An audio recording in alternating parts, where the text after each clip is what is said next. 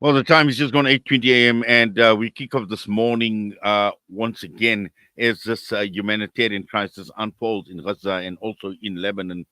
We cannot stop. We need to be relentless as well, and to create as much awareness as we can, and even if it means looking at certain landmarks in South Africa, dedicating it to the Palestinian cause, and one of them being the Sandton Drive. And for a long time now there have been calls to rename Sandton Drive to Leila Khaled Drive. Now, we have learned that the city of Johannesburg has opened up for comments on these latest proposed road name changes, and the proposal has come through from the Johannesburg City Council. Public comments on the renaming can be submitted as well. There is an email address, and just to take this discussion further, we're joined by the chairperson of SAMNET, Dr. Faisal Suliman. Dr. Faisal, Assalamu alaikum wa rahmatullahi wa barakatuh. Juma Mubarak. As always, we appreciate your time. Alaikum salam wa rahmatullahi wa barakatuh. Juma Mubarak to you and the listeners, and Jazakallah for the opportunity. Yes, Faisal, we need to obviously use every opportunity in this country to highlight the Palestinian cause. And the question of Sandton Drive has been on the cards for a very, very long time. We've seen a fair amount of opposition coming through to the renaming of Sandton Drive to Leila Khaled Drive. And now that the city of Johannesburg has actually opened up for public comments and submissions, we need to get our act together. We need to action whatever we can in terms of submitting, any comments, and also more importantly, supporting this initiative.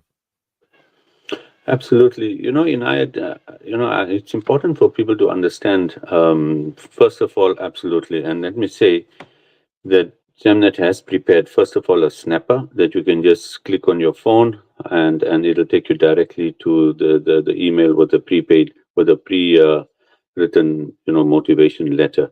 Or if people contact or send a WhatsApp, 08433333979, or you can look in the SAMNET website for details. We'll send you that.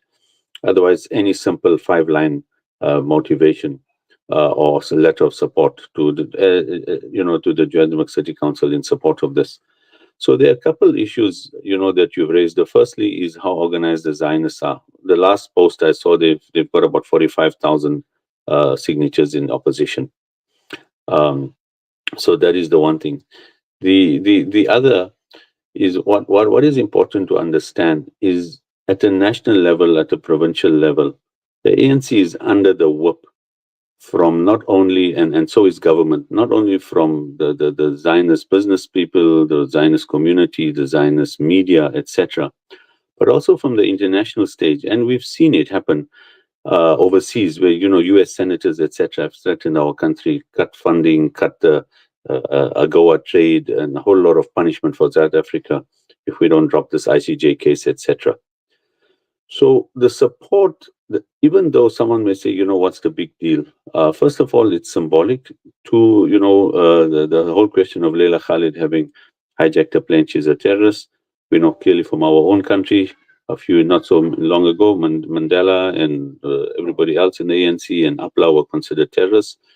So one person's terrorist is another person's freedom fighter, and clearly in this case, we know who the real terrorists are: the Zionists, the Israelis, etc. But more importantly, it's also a barometer. When President Ramaphosa is getting whooped, CIA, MI6, Mossad, all the different ambassadors, etc., at the UN, the pressure that they put under.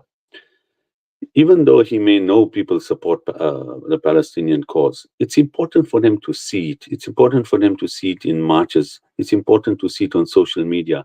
And even this campaign is almost like a barometer of the sustainability and the interest that we have in the Palestinian cause. Imagine the embarrassment. A million, 900,000 Muslims, millions of people that we say support, and we know South Africans of all colors, etc., races, religions that support the Palestinian cause. And we can't beat the Zionists' 40,000 signatures. The likes of Minister Gayton McKenzie, an ultra-Zionist, Kenny Kunene, also from from the same Patriotic Alliance, and other Herman Mashaba looking around, other politicians looking around, and they have to prepare for the 2026 elections. And if the Muslims, forget about every other community, if the Muslims cannot sustain support for Palestine and take the trouble to write an email, can you understand the reflection to these politicians when they look around and they see sustained interest, pressure, support, sending soldiers, sending money, working the media for Zionism, for Israel? So people have to understand that this is also a barometer for our sustainability of support, for our interests. It's all well and good to say, yes, of course, we support Palestine and all WhatsApp warriors and on WhatsApp make big comments. But where it counts, if we are not seen to be sustaining our support, to be increasing our support vocally, verbally, on social media, on a thing like that, I mean, by now we should be having 500,000 signatures, really, in support of renaming Leila Khaled Drive. And yet we don't. Last I saw there's about 15, 16,000 letters or signatures in support of this. It's embarrassing. It doesn't show long-term sustainability on our part. It shows, to paraphrase the hadith, that you feel it in your heart, and that is you do nothing. You don't change it with your hands. You don't change it with your words. You just feel it in your heart, and that is the weakest form of iman. Is that what we are? The weakest form of iman. So not that I'm a saint in any way, but my iman is probably weaker than most. But the point at the moment is you have this one simple thing to do: write a 5-line letter of support. We've actually drafted 2 letters. You simply have to copy and paste it on your email, and the address is even there, everything, and you send it off. You get your friends, your family, this weekend, people to galvanize and to do this. Um, so I don't know how else to motivate people to do this. Young people are very good at this, and like I said, we've even gone to an extent of making it a snapper. You just snap it with your camera on your phone, and automatically takes you there. So it's more than just renaming Leila Khaled. It's a barometer. It's showing support. There's a 2026 elections coming. It's an important one for South Africa as well. It may consolidate the DA's power even more in our country, and the likes of MK, etc. And if we can't do this one simple thing, they're going to, even those who want to be neutral on a Palestinians, they were sort of Songezo Zibi, Herman Mashaba, not, clearly took money from the Zionists, etc., but also know right from wrong from apartheid history. But when Duka politicians, need support, I want to give you a simple example. I always tell our staff at SAMNET, it's pointless writing a very strong letter to the newspaper that doesn't get printed and nobody sees it, versus writing something moderate that does get printed. It may not be everything we want to say, but something that gets printed gets read by hundreds of thousands of people. Something very good and very strong that doesn't get printed is only seen by the person who wrote it, and that's it. So similarly here, it's not just about Leila Khaled. It's not just about the drive. It is showing those politicians that the Muslims or for people Palestinian movement is still united, is still active, hasn't abandoned the Palestinian struggle. And the symbolism of it, even for the people in Palestine, is extremely important. That they have not been, clearly we could be doing much more than we are doing. And I don't mean just collecting funds and obviously making dua, etc. But on social media to be showing our government support, to be showing support for the ICC, to be tackling the Zionists on social media. So these are all things that still need to be done, and done in a big way, because the politicians are human, the president's human, he's under pressure the whole day from the Zionist lobby, etc. And if he doesn't see the support coming through, if the mayor of Johannesburg doesn't see the support coming through, we have a problem. If we can't sustain support for Palestine, why should they bother? They politicians, they're looking for funding and for votes. And now, right now, it seems to be the Zionists, pro-supporting Palestine, opposing Palestine and supporting the genocide is the larger factor. 2 million Muslims or 1 million Muslims who don't vote is worth less than 100,000 or 50,000 Zionists who do vote. So it's a similar thing here. So I can't emphasize it more. The necessity to do this is more than just the renaming, the symbolism, the support of it, etc. It's a barometer of even our interest and support for the Palestinian cause. I think, Faisal, what you're saying in terms of the barometer as far as our support for the Palestinian cause goes. And yes, we come out in the street, we march, we put on the regalia, we put our pictures and selfies on social media. We were there, we supported Palestine. But apart from just being symbolic, there is a lot more. There is a lot more when one looks at the Palestinians alone and they hold South Africa in very, very high regard, for them, that huge statue in Ramallah, in the West Bank of Nelson Mandela, is symbolic. But also at the same time, it's a token of appreciation of the support that South Africa has given to the Palestinian cause. And once again, we need to be strategic. Sandton Drive, as we know it, housing the U.S. Embassy, which is on Sandton Drive as well. And can we imagine, now the renaming to Leila Khaled Drive, what that alone actually means?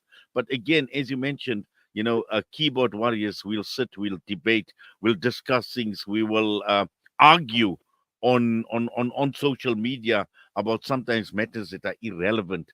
And yeah, we have a critical issue, and this is where we need and like you mentioned, it doesn't take rocket science. All the homework is done, the groundwork is done.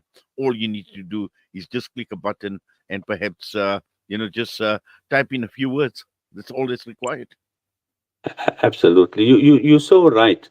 It's besides being what used to be the commercial heart of Africa, that 2 or 3 square kilometers in Sandton. Um, the symbolism of the United States letterhead, the United States Embassy's letterhead stating Leila Khaled Drive, is huge. It'd be painful for them, but they'd have to put it on their letterheads because that's what the address, the physical address is. So, absolutely, United. Arguing on WhatsApp is not getting into the mainstream space. It's my habit to look at some of the podcasts, even of some of the Zionist Biz News, etc., to see what people are thinking, to see what the politicians are saying, etc. And when one sees the comments in there and some of the gross Islamophobia, Arab phobia, happy to support the genocide, etc., we realize that we have a lot of work to do. And this is one of the ways we can do it. Very often, we have marches, but the marches don't make international news. They don't even make local news. So only the marches know they were there. We need to do something that is more visible in the public, that is more visible to politicians. Social media, tackling these a lot of the comments on Zionist media, always respectful, always without expletives, but to the point, using sarcasm, using analogies, etc. Not derogatory, because you don't win the argument by being loud. You win the argument by making good points. So those are the things that are crucial. And we have the numbers of young people. We have the people at home, homekeepers, housewives, people working from home who can spare half an hour, our students, etc. So it's there. It's just that I don't know whether the motivation or the interest and who's driving it. It's unfortunately it's not coming from the masjids. The drive in the masjid, the motivation for all this isn't emanating from a masjid. So it has to emanate from somewhere else. It has to emanate from ourselves. You know, and I fain to think what Palestinians must think of every day, and even the people in Lebanon now. But the people in Gaza who have virtually been abandoned by the entire world. Yes, there are tons of convoys of aid sitting on the borders in Rafah and in Jordan, etc., waiting to get in. But that hasn't helped them for more than a year now. It's what, 370 days, 380 days. And what they must think when even now, we hosted Ramzi Baroud yesterday. He spoke about how his sister, gynecologist in the West Bank, with her car. We hosted him in, I think, 2009 on his book launch on a speaking tour of South Africa, and to hear him, talk about how his sister with a family, 7 of them were whacked, were a missile strike, assassinating her. targeting a gynecologist, ensuring that they're, as we know, everything else is destroyed in Gaza, in West Bank. So what they must think of the rest of the world, it must be shocking. We have such a, oh gosh, for all of us who die and have to answer for this, I don't know what explanation we're going to give Allah subhanahu wa ta'ala, but at the very least, let's try the small things we can do. Yes, Faisal, Jazakallah khairan for that. And I see in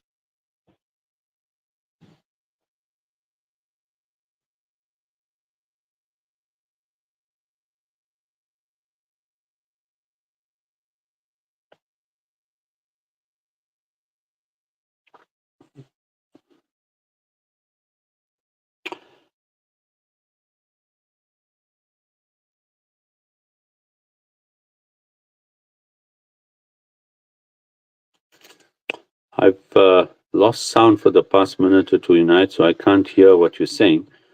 But I just want to repeat the number if people can hear me: 084 3333 979, or look us up on social media. SAMNET will send you the letter.